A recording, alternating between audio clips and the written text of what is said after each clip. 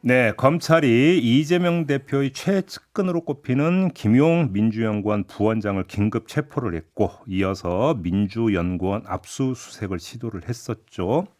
정책 파장이 상당히 지금 큰데요. 그리고 오늘 새벽에는 검찰이 김용 부원장에 대한 구속영장을 청구한 이 소식도 전해졌습니다. 자, 이 문제가 정치권에 미치는 영향이 상당히 클 것 같아서요. 이분을 스튜디오로 아주 특별히 모셨습니다. 박홍근 더불어민주당 원내대표입니다. 어서 오세요, 대표님. 네, 오랜만입니다. 네, 상당히 바쁘실 텐데 이렇게 걸음을 해주셔서 고맙습니다. 우리 김종배 평론가 때문에 일부러 특별히 나왔습니다. 아, 무슨 말씀을 우리 애청자 여러분들의 네. 궁금증을 풀어주시기 위해서 나오신 걸로 제가 이해를 하겠고요. 궁금한 게 워낙 많아서 네. 바로 좀 본론으로 좀 들어갈게요. 그냥 일단 가장 궁금한 건 지금 검찰이 그 제기한 그 혐의, 의혹 이게 그러니까 사실이냐 아니냐 사실 제일 궁금한 건 그거 아니겠습니까? 어제 이재명 대표는 일원도 본 일도 쓴 일도 없다고 분명히 이야기를 했는데 자 혹시 당 차원에서 혹시라도 몰라갖고 그래도 혹시 좀 점검을 좀 해보셨습니까? 제가 우선 그 당의 주요 당직자들께 체포되고 또 당사 압수수색이 나올 때 제일 먼저 확인을 해본 게 당연히 이 문제 아니었겠습니까? 그렇겠죠. 사실 며칠 전부터 여의도 뭐 일각에서 이런 그 유동규 씨가 석방이 되고 그러면서 뭐 김용 부원장 등을 엮으려고 한다는 그런 소문들이 좀 돌았던 모양이에요. 며칠 전부터?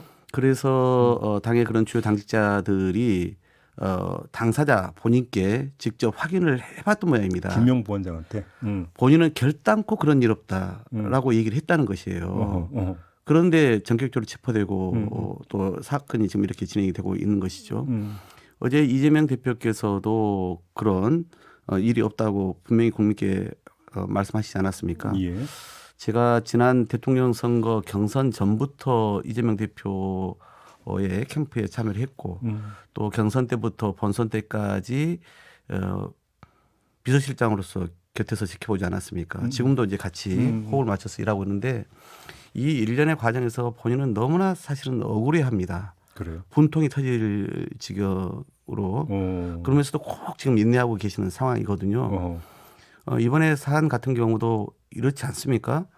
저희가 보기에는 1년 동안 정말 수백 명의 검찰 인력을 투입해서 털 만큼 탈탈 털은데도 불구하고 1년 동안 소위 주범인 유동규의 구속 기간을 연장도 못하고 내보냈습니다. 저기로서는 거기는 뭔가 흑막이 있다고 보는 것이죠. 한 번 연장이 된 적이 있지 않았었나요? 네.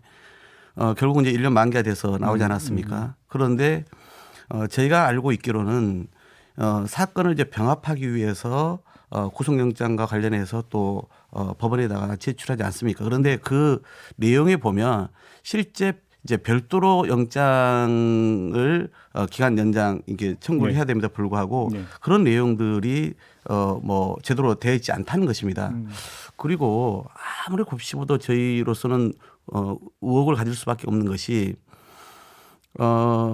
소위 뇌물로 유동규 씨를 적용하면은 최소 5년 이상의 형량이 부과되지 않습니까? 특가법에 의해서. 그런데 갑자기 느닷없이 대선 자금 얘기가 나왔단 말이에요. 이 이야기는 소위 정치자금법 같은 경우는 형량이 훨씬 그것보다 아래인 것이죠. 더구나 유동규 씨가 검찰에 거의 매일 불려가면서 나중에는 소위 내연녀라는 사람하고 같이 한 공간에서 있었다는 거 아니겠습니까? 검찰 안에서. 그러니까 여러 가지로 저희는 이 의혹에 의혹을 가질 수밖에 없는 정황들이 있는 것입니다. 형량을 낮춰주기 위해서 소위 거래 내지는 조작이 있지 않았을까 이렇게 생각할 수밖에 없는 것이죠.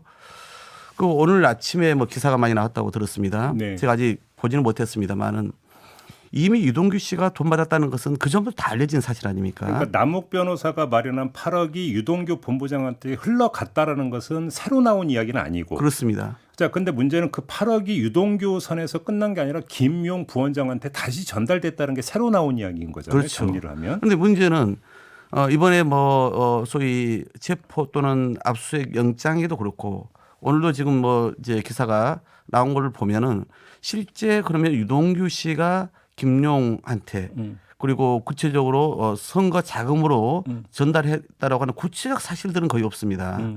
남욱에서 유동규까지 돈이 왔다는 것들은 이미 알고 있는 것들을 다시 재탕 삼탕 뭐 무슨 메모가 나왔니 하는데 실제 그 문제에 대해서는 정확하게 좀 제대로 구체적으로 밝히고 있지 않거든요. 네. 그러니까 저희는 결국은 유동규 씨는 형량을 낮추기 위한 검찰은 소위 김용 본장을 통해서 이재명 대표를 엮기 위한 서로의 이해관계가 맞아떨어진 것 아니냐라고 볼 수밖에 없는 지점들인 것이죠. 예. 근데 그럼 이렇게 한번 질문을 드려보겠습니다. 이게 만약에 그런 혐의로 기소가 된다고 치면 유동규 전 본부장은 뭐 그게 뭐 증인의 신분이든 뭐가 되든지 법정에 와가지고 관련 진술을 또 해야 되겠고, 근데 그게 조작의 진술이라면 나중에 위증죄로 처벌받을 수도 있는 위험이 있습니다. 유동규 본부장 입장에서는 그걸 감수하려고 할까요?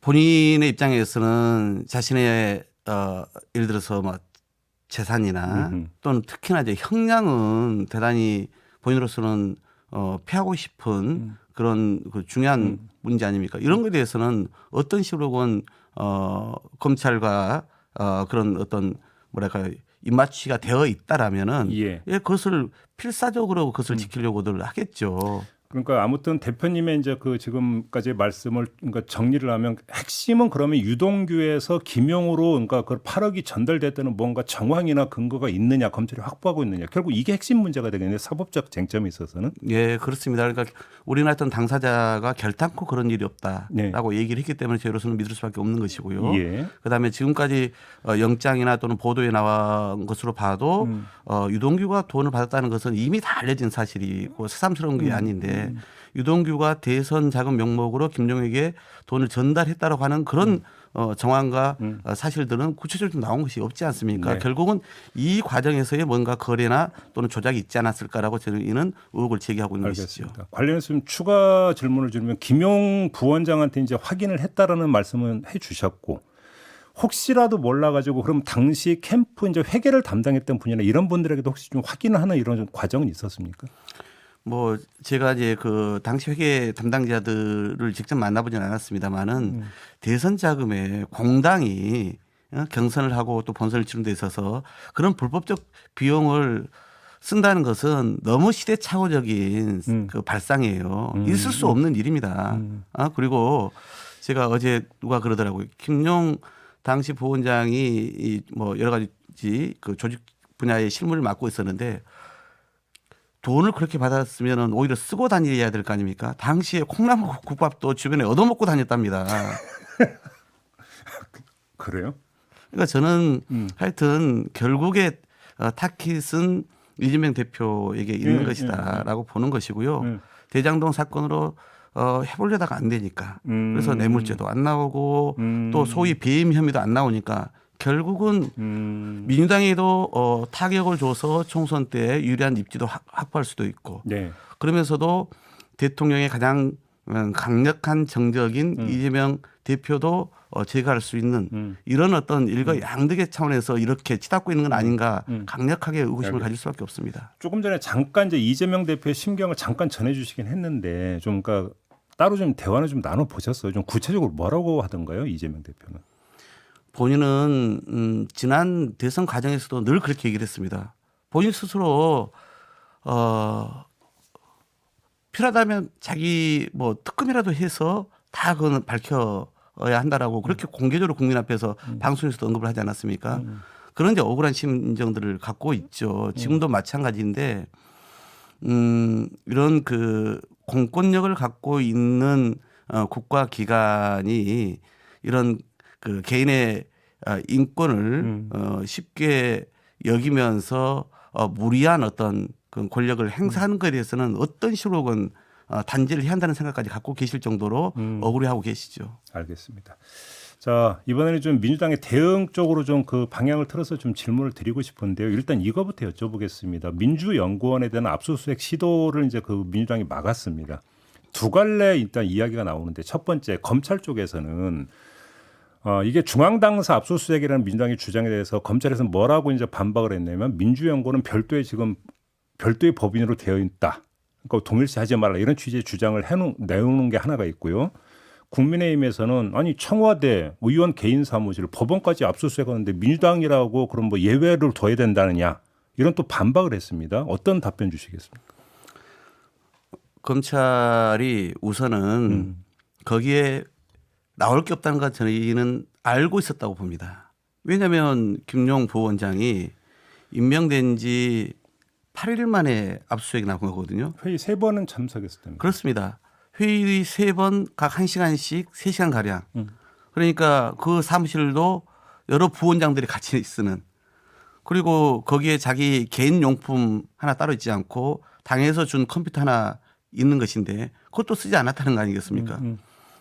그러니까 모를 일이 없습니다. 오전에 자택과 차량에 대한 압수수색을 했고 또 본인 뭐 신체 구금을 했기 때문에 그러니까 결국은 오전에 영장이 없었던 게 오후에 갑자기 또 소위 민주당 당사에 있는 사무실 영장이 이제 발부됐단 말이죠. 왜 그랬을까? 그리고 이미 수색을 해도 나올 게 없다는 소위 실익이 없다는 것을 알면서도 왜 그랬을까? 저는 그 고민을 갖고요.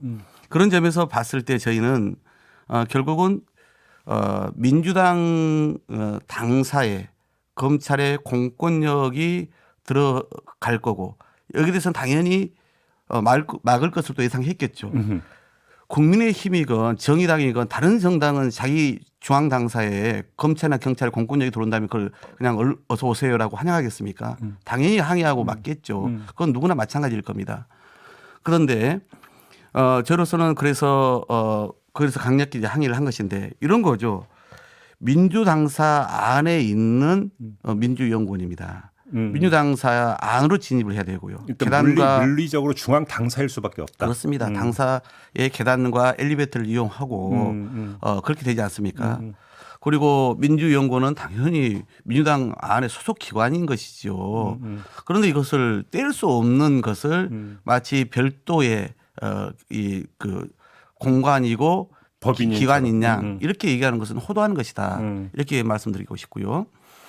두 번째는 말씀하신 내용에 대해서는 과거 청와대 그리고 채널A 사건이 있을 때 검찰이 압수수색을 또 그때도 시도를 했죠. 어떻게 그때 전개가 됐냐면 임의 제출 방식으로 서로 타협을 받습니다. 저희도 그저께 이 논의를 좀 심각하게 거치면서 어떻게 할 거냐. 우리는 떳떳하다, 문제 없다, 여기서 나올 것이 없다라고 확신을 했기 때문에 그럼에도 불구하고 이제 공권력이 지금 들어와 있는 상황에서 임의 제출 방식이라도 우리가 그러면 즉 강제적 압수수색이 아닌 우리가 자발적 협조하는 임의 제출 방식이라도 과거에 그런 전례가 있기 때문에 그게 검찰이 이거를 우리 압수하려고 했다 그러면 그걸 우리가 이제 찾아서 제출을 하겠다 이런 뜻인 거죠. 임의 제출. 네, 뭐 그런 방식 등등이 있습니다. 네. 그래서 그렇게라도 하자는 우리가 내부 검토를 해서 그 검사를 통해서 검찰에 전달을 했습니다. 그런데 결국 그것을 걷어찬 거부한 데는 검찰입니다. 우리가 아예 무슨 협조를 안 했다라고 지금 이야기를 하는데 결코 그렇지 않고 그 전의 사례를 저희가 참 감안해서 그런 제안을 했음에도 불구하고 이것을 전면 거부한 것은 검찰입니다. 즉 소위 압수수색에 실익도 없고 가져갈 것도 없다는 걸 알면서도 결국은 민주당과 그 검찰의 어떤 그런 대치 상황이라든가 이것을 만들면서 민주당에게 부정적 이미지를 더 씌우려고 하는 의도가 아니라면 그렇게 나올 수가 없는 것이죠. 만약에 압수수색을 재시도한다면 그때는 어떻게 대처하실 생각이세요? 저희는 이미 저희가 그런 제안을 했음에도 불구하고 그것을 걷어찬 것은 검찰입니다. 그리고 우리는 어제 의원총회를 통해서 제가 분명히 다시 우리가 야당으로서 국정을 제대로 견제 감시해야 되는 책무가 있기 때문에 국정감사에 다시 복귀는 하지만 그러나 다시 압수수색을 시도한다면 이미 우리가 여러 번에 걸쳐서 그런 실익이 없는 이런 자료와 증거도 없는 그런 보여주기 정치 쇼인 압수수색은 반대한다고 했기 때문에 저로서는 다시 의원들의 집결을 요청하고 그래서 강력히 항의해 나갈 겁니다. 관련해서 어제 윤석열 대통령이 민주당이 여당이던 시절에 언론사를 상대로 한 것 언급한 거 보셨죠? 네. 그건 어떻게 받아들이고 어떻게 평가하십니까, 대표님? 저는 이렇게 말씀드리고 싶은데요. 문재인 정부 때와 지금 윤석열 정권 5개월과 비교를 해볼까요? 네. 224대 0, 무슨 말인지 아실지 모르겠습니다. 뭐예요, 그게? 완전히 수사의 형평성과 공정성을 잃은 것이죠. 소위 이재명 당대표와 관련된 수사는 압수수색이 최소 224차례, 저희가 알고 있기로는 한 300차례 가까이 된다고 합니다. 토탈 여러 사건 이제 다 네. 아울러서. 예. 그런데 김건희 여사와 관련된 수사 단 한 차례도 압수수색 없었습니다. 너무나 우리 국민들이 보기에 이건 유권 무죄고 무권 유죄이다. 아주 전형적인 그런 사례 아니겠습니까? 그래서 대통령께서 국민들이 잘 아실 것이라는 표현을 쓰셨잖아요. 대통령은 보니까 늘 이런 정확한 답변이나 변명거리를 찾지 못할 때 이 말씀을 자주 쓰시던데 네. 제가 오히려 대통령께 이렇게 돌려드리고 싶습니다. 정말 떨어질 대로 떨어진 지지율을 어떤 식으로 만회하려고 야당과 전 정부 탄압에 전방위적으로 나섰다는 것을 우리 국민들이 잘 아실 겁니다. 알겠습니다. 자, 원내 전략인데요. 지금 이제 국감 보이콧 하지 않고 이제 다 응했는데 법사위는 아니었어요. 왜 법사위는 빠졌던 겁니까? 아시는 것처럼 지난번에 그 서울중앙지검 국감 전에 또 어제는 대검찰청 검찰총장 출석하는 국감이 있었는데 그 전날에 계속 지금 전 정부 인사에 대한 뭐 구속영장 발부라든가 또는 민주당사에 대한 압수수색이 있지 않았습니까? 특히 검찰총장이 처음으로 국정감사를 받는 날 바로 직전에 네. 야당으로서는 국정감사에 집중해야 되는데 그것을 전면적으로 흐트리는 그걸 방해하는 그런 행위를 전날 저지르지 않았습니까? 네. 이것은 민주화 이후에 국정감사 기간에 야당의 중앙당사를 소위 침탈하는 경우는 한 번도 없었습니다. 너무 무도하고 국회를 무시하고 국감을 방해하는 행위로 저희는 볼 수밖에 없었기 때문에 여기에 대해서는 어떤 식으로건 강력하게 우리가 책임을 추궁하고 이 문제를 삼아야 한다고 해서 네. 어제 그런 과정이 있었습니다. 자, 아무튼 이제 국감 보이콧이 아니라 이제 그 국감 일정에 이제 모두 들어가는 걸로 결정을 했으면 앞으로, 그러니까 뭐 이제 국감 어느 시점에 끝나게 될 거고 앞으로 이제 그 정기국회 회기가 끝날 때까지 그 국회 일정을 보이콧하는 일은 없을 거다, 이렇게 이해를 해도 되겠습니까, 대표님? 국회 보이콧이라고 하는 것은 정기국회는 12월 9일까지 아닙니까? 그렇죠. 따라서 저희는 사안에 따라 대응을 하겠습니다. 가령 아까 말씀드린 것처럼 다시 중앙당사에 대한 압수수색이 진행될 때 그럴 때 과연 이제 어떻게 할 건지 그건 뭐 시점이 언제일지 모르지 않습니까? 또 향후에 저희는 결국은 전 정부에 대해서 지금 크게 두세 가지의 어떤 지금 수사가 진행되고 있지 않습니까? 네. 소위 이제 공공기관 임원 문제와 관련해서 지금 탈탈 털고 있고 그다음에 서해 공무원 피살 사건 관련돼서 하고 있고 그 정점은 결국 문재인 대통령에 대한 수사 문제로 이어질 가능성이 있지 않습니까? 그럴 때 우리는 과연 어떻게 대응할 것인지.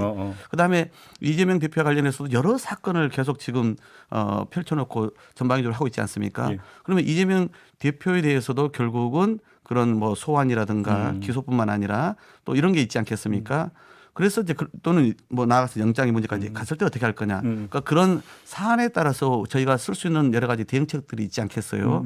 그래서 그럴 때 이제 국회를 뭐 우리가 어떨 때는 강하게 문제 제기하는 차원에서 뭐 그 안 들어갈 수도 있는 것이고 또는 그것이 뭐 당일 안 들어갈 수도 있는 것이고 아니면은 뭐 들어가서 우리가 항의할 수도 있는 것이고 아니면 좀 길게 저희가 국민들과 싸울 수도 있는 것이고 다양한 대응 카드가 있을 것이다 봅니다. 지금 보도에 따르면 민당 일각에서는 장외투쟁하자라는 얘기도 좀 나온다는 보도가 있었는데 혹시 지금 검토는 하고 있는 겁니까? 이미 뭐 국민들께서 주말마다 촛불을 들고 여러 가지 목소리를 내고 계신 걸로 알고 있습니다만 예. 저희는 지금은 현재로서는 국회에서 싸울 일이 너무나 많습니다. 여기에 또 집중하는 것이 또 국민들이 바라는 바일 거고요. 예. 물론 필요에 따라서는 어느 시점에 또 국민들과 함께 저희가 손을 잡고 싸워야 될 때가 있을 겁니다. 그러나 예. 최근에 제가 느끼는 것은 이것은 정말 험난한 향후 이 그 대정부 투쟁의 초입부에 이제 들어선 것이다라고 생각을 합니다.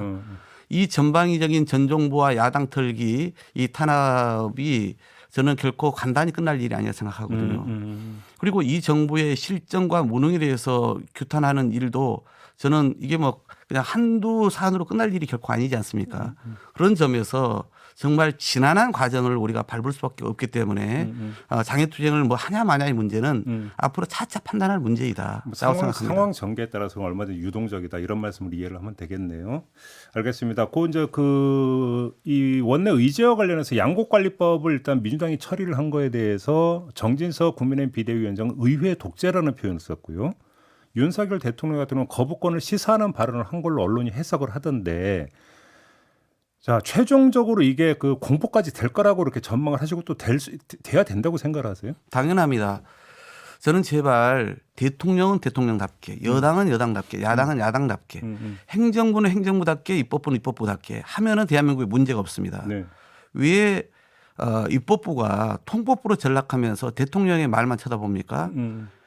그동안 다들 입만 열면 민생 얘기를 해왔어요. 양곡관리법이 그런 대표적 사례 중에 하나입니다. 또 앞으로 우리가 지금 얘기하고 있는 중소기업들 지금 원자재가 폭등하면서 죽을 지경 아닙니까? 그러면 납품단가 연동제 문제도 마찬가지입니다. 그동안 다 대선 때는 얘기를 해놓고 못 지키고 있거든요. 그래서 저희가 이제 더 이상 미룰 수 없다 이 핑계 저 핑계 들면서 이렇게 피해 나가려고 하는 것은 더 이상 우리가 동의할 수 없다고 해서 제가 속도를 내고 있는 겁니다. 네네. 저는 국회에서 정한 법, 즉 국회법이죠. 여야가 합해서 만든 법대로 저는 다 할 겁니다. 이것을 벗어나는 것이 아니에요. 그런데 왜 그게 의회 독재입니까? 국민들께서 다수 의석을 줬으면 그 정당한 권한을 주어진 절차대로 일을 하는 것이 왜 그게 의회 독재이죠. 우리는 설득하고 또 최대한 타협하기 위해서 노력은 할 겁니다. 알겠습니다. 그런데 끝내 거부한다면 정해진 절차대로 가라고 하는 게 우리 국민이 우리 민주당에게 다수석을 준 그런 정당한 어떤 그 요구 아닙니까? 그럼 이제 시간이 다 됐기 때문에 한 3, 40초 답변 기회밖에 못 드릴 것 같은데 마지막 질문이 될 것 같은데, 그러면 양곡관리법 개정안 말고 이번 정기국회에서 반드시 처리하겠다라고 지금 설정된 그 법안들이 있습니까? 아까 말씀드린 것처럼 납품단가 연동제 중소기업 그거 살려야 하고. 합니다.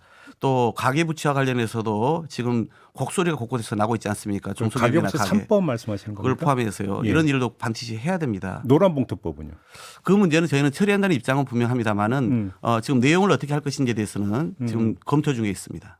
아직. 그럼 이제 당의 최종 입장이 아직 그러니까 정리가 안 됐다 이렇게. 처리한다는 입장은 분명합니다. 이번 정기국회 근데 처리는 한다. 저희가 22대 민생입법을 정했고 그중에 7개는 시급하게 조속 처리한다라고 하지 않았습니까? 방송 관련법도 혹시 처리할 계획이십니까? 민생입법은 아닙니다만은 당연히 저희는 그 부분도 이제는 국민의 품으로 공영방송을 돌려줘야 한다는 취지에서 해야 한다고 저희는 보고 있습니다. 핵이네. 알겠습니다. 참 여쭤볼 게 참 많은데 벌써 시간이 다 됐습니다, 대표님. 이렇게 좀 마무리를 좀 해야 될 것 같고요. 나중에 좀 다시 한번 모일 기회를 주시길 부탁드리면서 인터뷰 마무리하겠습니다. 고맙습니다. 네, 고맙습니다. 네, 지금까지 더불어민주당의 박홍근 원내대표였습니다.